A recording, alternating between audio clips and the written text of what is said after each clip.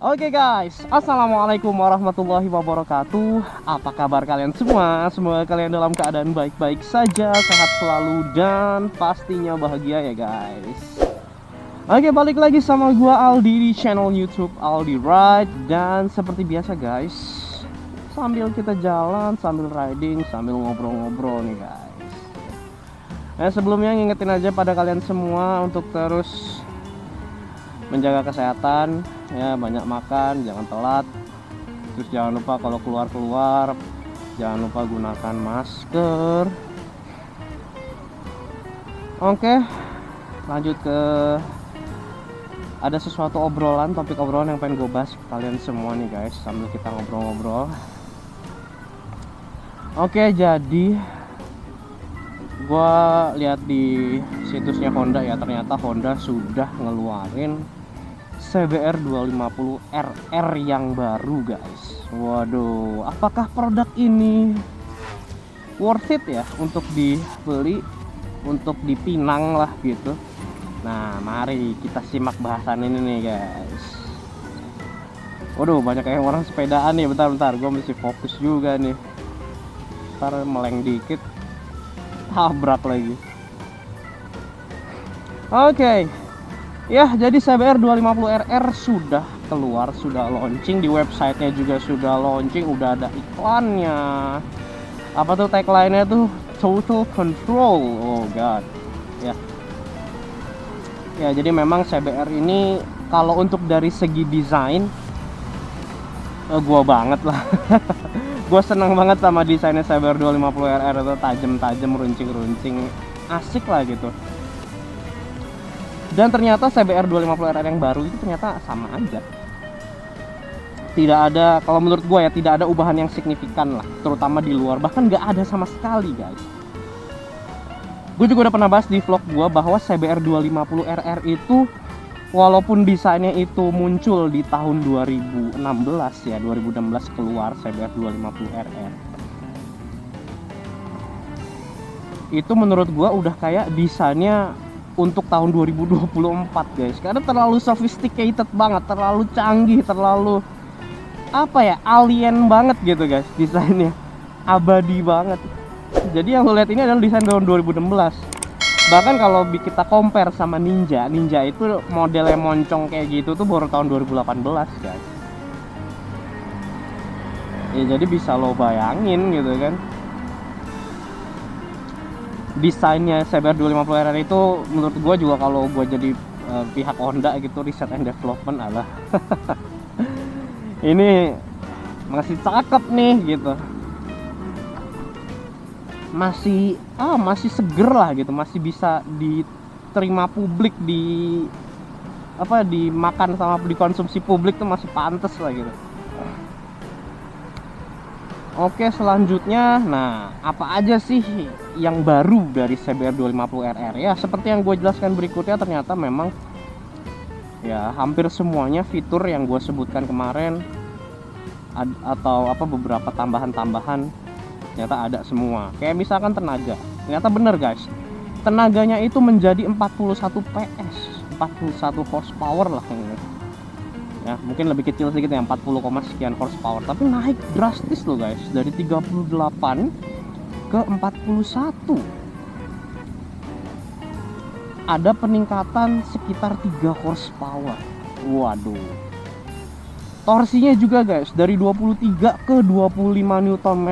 Oh, jadi tarikannya makin gahar lagi. Dan ternyata ada ubahan di engine, yaitu pistonnya dirubah. Ya sedikit lebih jenong gitu lah. Kalau piston jenong berarti kan ruang bakar semakin sempit, artinya kompresi mesinnya naik. Dan kompresi mesinnya yang dulu 11, sekian sekarang jadi 12,1. Waduh, jadi minumannya itu minimal, Pertamax jadi minimal guys. Lebih baik dikasih oktan yang lebih tinggi biar nggak knocking nanti mesinnya ya. Terus dari segi piston dirubah, terus ada ubahan juga di di beberapa parts yang ada di mesinnya tuh dirubah agak lebih ringan supaya dia lebih mudah mesinnya itu bergerak gitu ya. Dan bagian knalpot, bagian exhaust system walaupun kelihatannya sama tuh, double barrel exhaust gitu, tapi katanya dalamannya sudah dirubah, rute-rutenya mungkin sudah dirubah sehingga memaksimalkan tenaga yang keluar dari si engine ini. Dan spek yang ada di Jepang dengan spek yang ada di Indonesia kayaknya sama sih guys ya. Wah gila guys, 2 silinder terkencang. Wah, 2 silinder terkencang ya. Dari segi tampilan sama, dari segi dashboard speedometer sama, cuman ada satu tuh, ada tulisan QS. Wow, berarti artinya CBR 250RR yang sekarang ini sudah dilengkapi dengan fitur quick shifter guys. Waduh.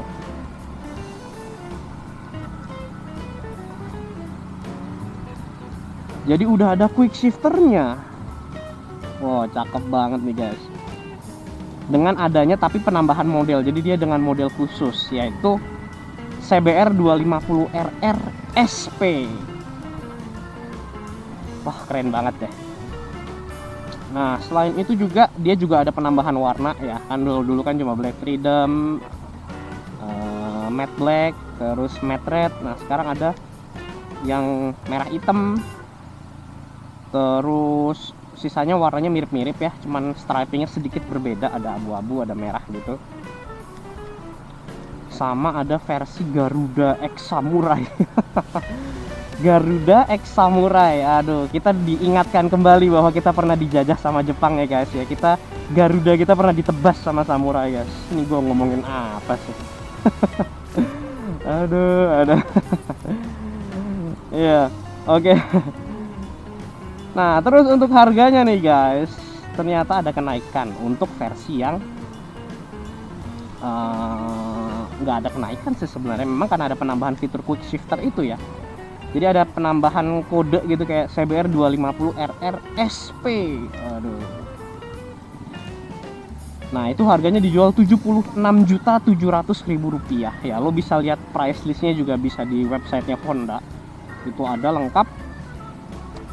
Tapi versi yang Garuda Samurai-nya itu yang mengingatkan kita pernah dibacok sama samurai. Bacok. Itu belum ada harganya. Ya bisa jadi mungkin dibikin limited edition ya, harganya sama tapi terbatas, atau mungkin ya dinaikin gitulah harganya. Nah, terus mungkin banyak yang bertanya apakah ini pesaingnya dari ZX25R dari Kawasaki. Kalau gue sih berpikirnya enggak ya, enggak level lah, enggak selevel gitu, karena dari segi price itu aja udah beda. Yang satu harganya 100 sampai 120 juta, yang satu lagi ibaratnya 60 sampai 80 juta gitu. Jadi perbedaannya cukup ya lumayan lah gitu, nambah 20 sampai 30 juta lagi gitu, untuk dapetin motor. Jadi menurut gue tetap beda. Cuman yang uniknya si Honda ini bikin powernya itu menyamai ke ZX25R. Ya, di sini yang gue maksud menyamai itu adalah PWR, power to weight ratio ya guys. Nah, jadi gini. Percuma lo misalkan punya mobil 200 horsepower tapi beratnya 4 ton gitu guys. Mendingan lo punya mobil 100 horsepower tapi beratnya cuma 800 kilo gitu, 0,8 ton gitu. Itu lebih mudah jalan, lebih mudah ngebut daripada yang lo mesin lo 200 horsepower gitu tapi lo harus bawa 4 ton, 4000 kilo gitu. Gampangnya gitu deh. Ibaratnya lo misalkan ada Usain Bolt gitu ya, pelari kenceng gitu, pelari apa, tapi dia suruh bawa beban 200 kilo gitu, suruh lari tapi. Nah, sedangkan lo cuma bawa HP doang ya, lo bukan atlet, lo bukan apa, lo bawa HP, lo jalan. Nah, jadi yang gue maksud ini adalah perbandingan antara berapa horsepower yang engine itu bikin, kita bandingkan, kita bagi dengan beratnya. Nah, contoh misalkan saat ini kan CBR itu tenaganya ada di 41 horsepower ya guys. Nah, 41 horsepower itu lu bagi dengan bobotnya, yaitu sekitar 168 kg, lu dapat power to weight rasionya 0,244 ya. Nah, sedangkan ZX25R ternyata nggak lebih tinggi daripada yang lo kira gitu. Yang di Indonesia memang tenaganya besar karena emisi ya guys. Tenaga kita bisa sampai 51 horsepower dibagi beratnya 182 kilo, jadi lebih berat guys. Itu dapat 0,27 270, jadi cuma beda dikit guys power to weight rasionya. Jadi ternyata nggak sebanyak yang kita pikir. Nah, lebih parah lagi kalau kita bandingkan dengan versi Jepang guys. Di Jepang itu tenaga maksimumnya ada di 45 horsepower, kalau pakai IRM itu 46 horsepower. Kalau kita bagi dengan bobotnya 182 kilo, itu cuma dapat 0,247. Itu lebih kecil lagi perbedaannya. Jadi bisa lo bandingin, ternyata power to weight rasionya bedanya nggak seberapa loh guys. Nah, ini jadi apa ya? Bisa jadi dari segi akselerasi atau top speed, ini CBR 250RR dan ZX25R mungkin hampir sama gitu ya. Cuman memang kalau dari segi suara yang dibuat dari engine-nya itu bakalan berbeda. Ya cuman kita lihat perspektif orang, preference orang kan beda-beda. Ada yang mengincar, wah gue pengen power nih, gue pengen ringan, gue pengen apa. Suara mah belakangan ya, bisa jadi ada yang seperti itu. Ya bisa jadi lebih worth it CBR ya, mesin 2 silinder juga menurut gua lebih cocok untuk di perkotaan yang stop and go. Oh iya, tadi juga penambahan fiturnya salah satunya juga adalah slipper clutch guys ya. Jadi CBR yang biasanya gigi 1 gigi 2 nya itu agak jeledak-jeleduk gitu kan mungkin agak lebih enak engine brake-nya gara-gara slipper clutch juga ya. Jadi mungkin itu opini gue tentang CBR 250RR. Dan menurut gue, wah, di masa pandemi ini ya menurut gue bagus lah perkembangan otomotif.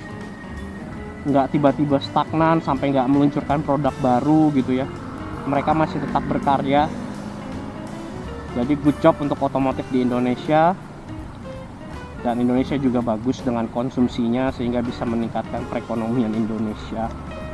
Ya gue berharap dengan ada persaingan gini, lagi-lagi nggak usah fanatik sama suatu produk guys. Nggak usah lo jadi Honda fanboy, Kawasaki fanboy. Yang terbaik aja di saat itu lo pilih. Udah itu doang.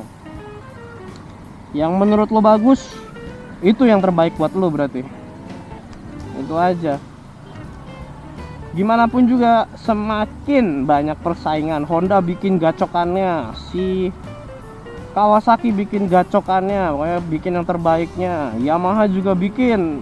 Tinggal kita tunggu nih ya guys, Yamaha belum nih.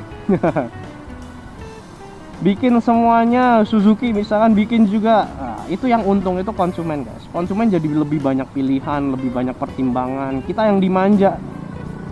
Mereka tuh bikinin buat kita kok, nggak bikinin buat mereka sendiri, enggak. Jadi ya beruntunglah kita dimanja dengan produk-produk terbaik dari mereka. Salah satunya adalah Honda CBR 250RR. Oke guys, waduh, makin ramai aja nih persaingan. Thank you banget yang udah nonton video gue. Jangan lupa untuk subscribe dan klik loncengnya guys, supaya lo dapat notifikasi kalau gue bikin video baru. Dan jangan lupa juga like dan komen guys. Menurut kalian CBR 250RR layak beli nggak ya? Atau enggak mungkin gue akan bahas di video selanjutnya. Oke guys, thank you yang udah nonton. See you next video. Wassalam.